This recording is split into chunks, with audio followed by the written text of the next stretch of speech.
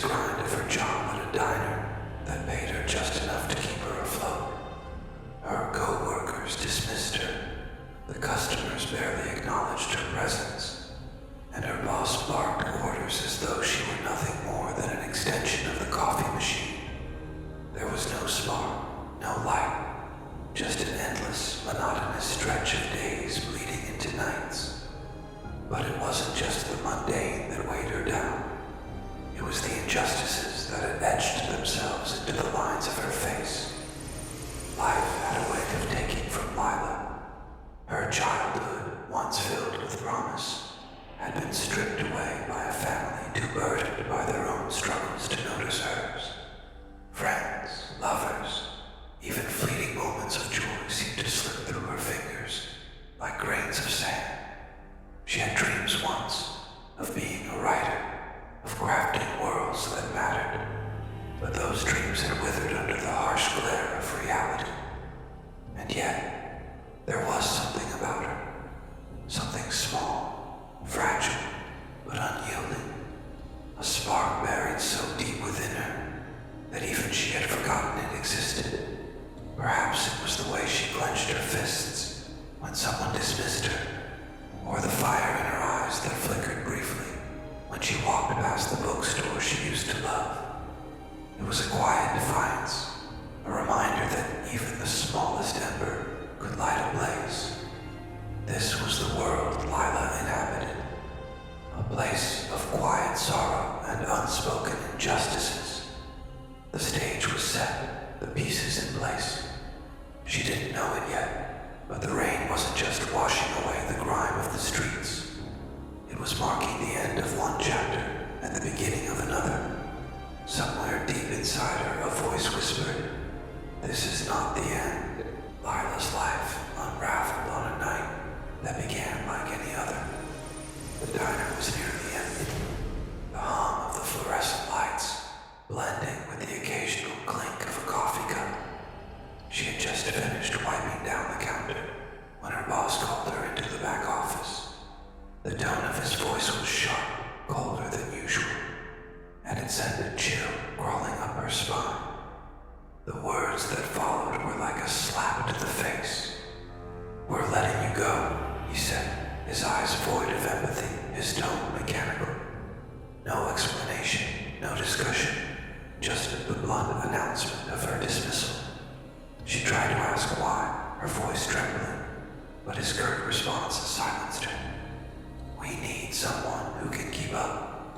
You're not in." Lila felt the ground shift beneath her feet. It wasn't just the loss of her job. It was the cruel reminder of how disposable she had always been in the eyes of others. For years, she had given everything to that place, enduring the long hours, the condescension, and the indignities of being treated like a ghost. And yet, none of it mattered. She was cast aside as if her efforts meant nothing. The humiliation didn't end there. Word of her firing spread quickly.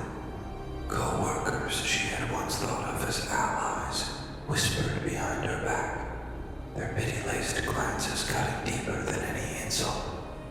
To them, she was a failure, a cautionary tale of what happens when you're too weak to fight back. But the breaking point came later that evening, as she walked home in the rain, clutching the cardboard box that held the remnants of her life at the diner. She stopped by her mailbox. Inside was a letter, one she had been dreading for weeks.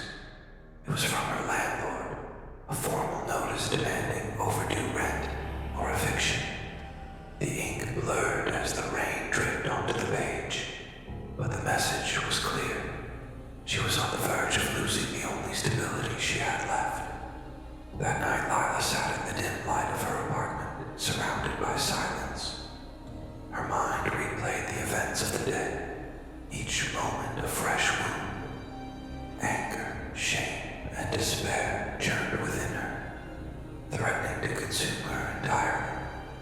For the first time in her life, she felt the weight of her powerlessness.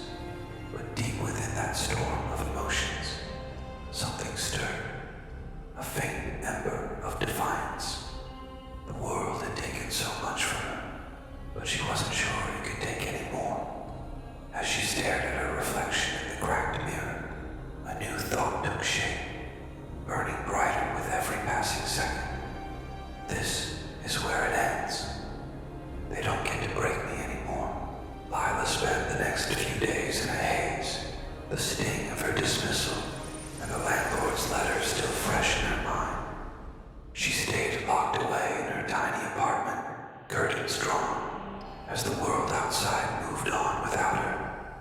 The silence, once a refuge, now felt suffocating. The only sound was the relentless ticking of the clock on her wall, each second a cruel reminder of time slipping away, of a life she couldn't seem to reclaim. Sitting on the edge of her bed, Lila stared at her hands, calloused from years of labor that had gone unnoticed, unappreciated. The questions haunted her, circling her thoughts like vultures. Why me? Why is it always me? A reflection in the cracked mirror caught her eye, a face lined with exhaustion, eyes dulled by too many battles lost. She barely recognized herself. Memories surfaced unbidden, each one a cut to the soul. The nights she worked double shifts just to scrape by. The countless times she swallowed her pride and her voice, letting others talk over her, dismiss her, diminish her. The moments she turned the other cheek, convincing herself that endurance was strength. But now, staring at the cracks in her life, she wondered, what did it ever get me? Her emotions churned, a volatile mix of anger, sadness, and something darker, something she couldn't quite name. There was a part of her that still wanted to fight, but another part that whispered insidiously, maybe they're right, maybe you're not enough. The world had always seemed stacked against her, its weight crushing her slowly. But in the quiet of that moment, something shifted. A single, piercing thought broke through the fog. Why should I apologize for the monster they made me? It wasn't a question born of bitterness, but of clarity. For years, she had tried to be good, to be kind, to play by rules that seemed designed to keep her in the dirt. And what had it brought her? More pain, more loss. The idea grew like a wildfire, consuming the doubt that had shackled her for so long. She realized that she didn't owe anyone her silence, her submission, or her suffering. If the world wanted a monster, maybe it was time to show them one. Her reflection in the mirror seemed to shift. The cracks that once distorted her face now framed it, highlighting the determination that replaced the despair. For the first time in what felt like forever, Lila felt the stirrings of power, not borrowed, not begged for, but her own. And with it came a promise. They will regret ever underestimating me. It started as a whisper in her mind, faint and hesitant, but it grew louder with each passing day. Lila couldn't pinpoint the exact moment the tide began to turn, but she felt it, the subtle yet undeniable shift within her. Where despair had once rooted itself, something stronger now took hold. Resolve. She cleared the clutter from her tiny apartment, stripping it down to the bare essentials. The act felt symbolic, like shedding the weight of the past. The memories of humiliation and neglect were still there, but now they fueled her instead of holding her back. For every box she packed and every corner she cleaned, a piece of her former self was left behind. One evening, she stood by her window, watching the city lights flicker like distant stars. The rain had cleared, leaving the streets damp and glistening under the street lights. She thought about all the times she had walked those same streets, invisible to the world around her. But now, as she pressed her hand against the cold glass, she made a vow. I won't be invisible anymore. The shift came with a small acts of defiance at first. Layla began speaking up in places she once stayed silent. At the corner store, she demanded her change when the cashier shorted her, locking eyes with him until he fumbled to correct his mistake. At the library, she refused to move when someone rudely tried to take her seat. These moments might have seemed trivial to others, but to her, they were monumental. Each small victory added fuel to the fire burning within her. Her transformation wasn't just mental, it was physical too. She began waking up earlier, going for runs through the city's quiet streets before dawn. The rhythm of her footsteps on the pavement felt like a heartbeat, steady and unyielding. She wasn't running from her pain anymore. She was running towards something greater, though she couldn't yet name it. At night, she pored over books and articles, seeking knowledge in areas she had always dismissed as beyond her reach. Self-defense, negotiation tactics, even psychology. She consumed it all with an insatiable hunger. Her old doubts whispered in the background, but she silenced them with action. Every step forward was a step away from the powerless version of herself.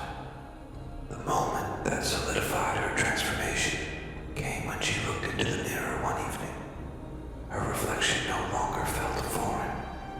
The woman staring back at her wasn't broken or defeated. She was someone new. Her voice was steady as she whispered to herself, "This is my time." And for the first time, she believed it. Lila's transformation wasn't a single dramatic moment, but a series of deliberate, relentless choices that forged her into someone unrecognizable from the woman she once was. Each step forward chipped away at her old self, leaving behind the timid, invisible girl who once cowered in the face of adversity. Now, she was a force of nature, determined to reclaim the power that life had stripped from her. Her mornings began with a discipline. The alarm clock, once a dreaded sound, became her rallying cry. She woke before sunrise, her body and mind tuned to the rhythm of purpose. Her runs through the city lengthened, her legs growing stronger with each mile. The once muted streets now felt alive, every stride marking her claim to a world she was no longer afraid of. But her transformation wasn't just physical. Lila had begun to understand that power came from knowledge. In the dim glow of her desk lamp, she studied tirelessly, poring over books that sharpened her mind and honed her instincts. She learned strategies for negotiation and influence, discovered how to read people's intentions in their eyes and posture, and even picked up basic self-defense techniques. Every new skill was another weapon in her arsenal, a reminder that she was no longer at the mercy of the world around her. Her appearance changed as well. Gone were the days of baggy sweaters and worn-out sneakers that allowed her to fade into the background. Now, she dressed with intention, sharp lines, bold colors, and an undeniable confidence that radiated from her. People began to notice her in ways they never had before, not just for how she looked, but for the energy she carried. She walked taller, her strides purposeful, her presence commanding. The final piece of her transformation came unexpectedly, in a chance encounter at the same diner that had once discarded her. She walked in one evening, not out of nostalgia, but as a quiet act of reclamation. The manager, the same man who had dismissed her so coldly, froze when he saw her. His voice wavered as he greeted her, the balance of power unmistakably shifted. Lila didn't stay long. She didn't need to. That brief moment, seeing the flicker of fear in his eyes, feeling the weight of her newfound strength, was enough. She walked out with her head high, the sound of the bell above the door, marking her departure as a victim. This was no longer the Lila who let the world dictate her worth. This was a woman who had torn herself from the jaws of defeat and rebuilt herself piece by piece into something extraordinary. The fire within her, once a faint ember, now roared with unstoppable intensity. And for the first time, she knew what it felt like to truly live. Lila's transformation was more than just a change in appearance or skill. It was a profound awakening of the fire within her. The pain she had endured, once a heavy weight dragging her down, now burned as fuel for her strength.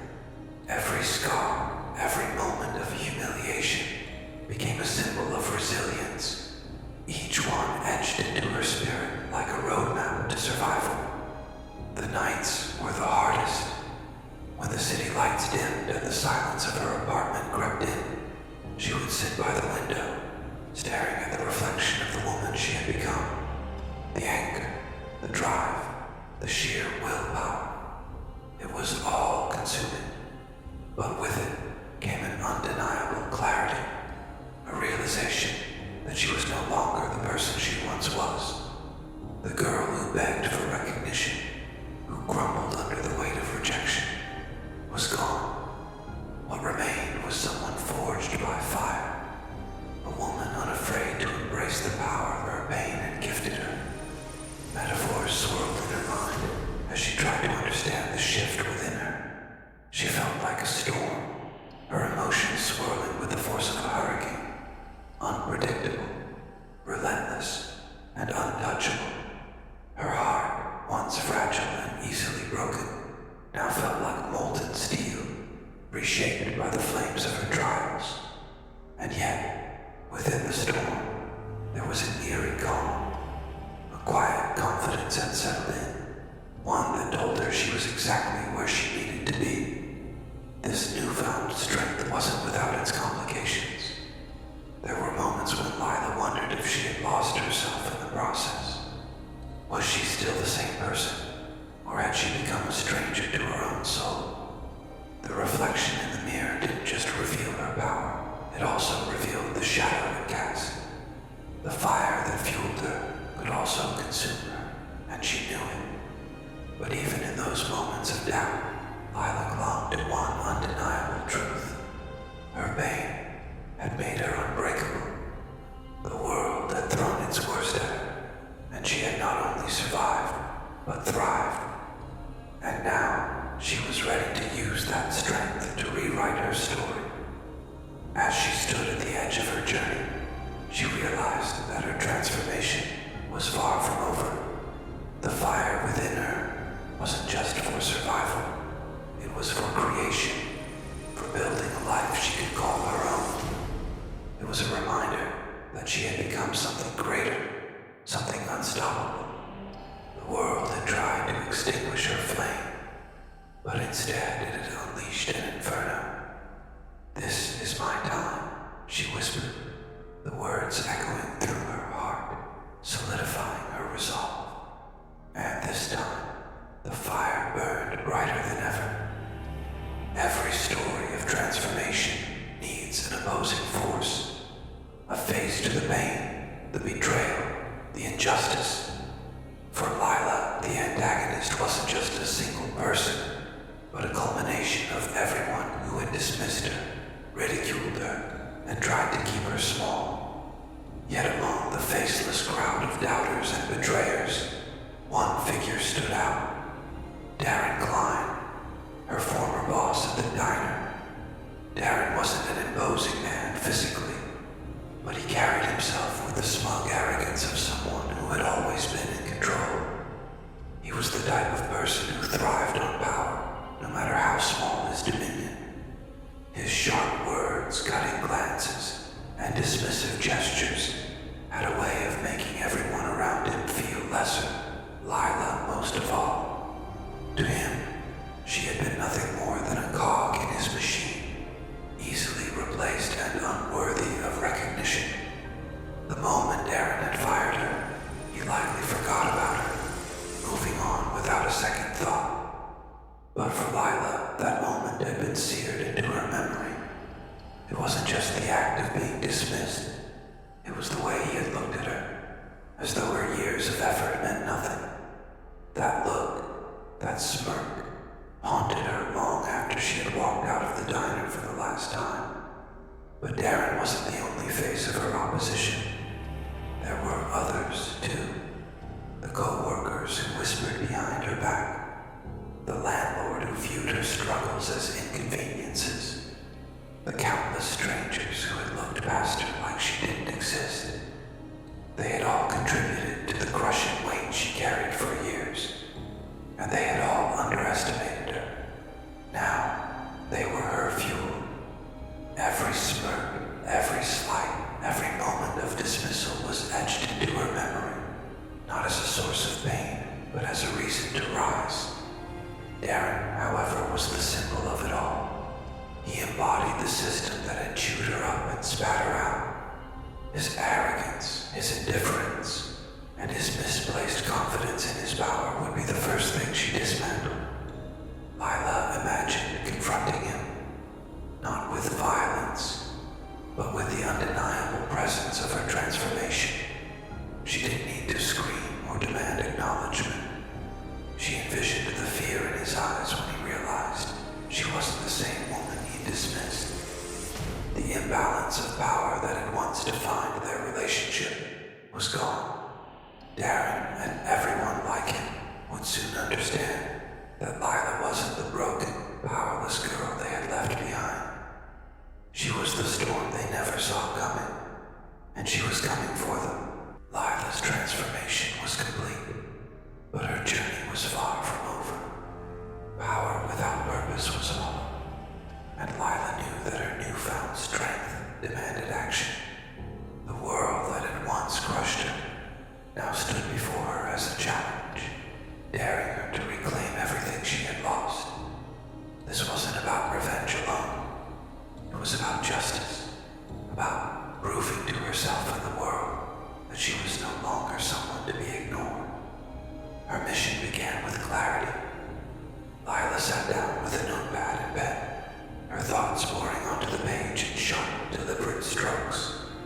She listed names, places, and moments that had shaped her pain, each one etched into her memory like a scar. At the top of the list was Darren, her former boss and the man who had lit the spark of her transformation. But beneath his name were others.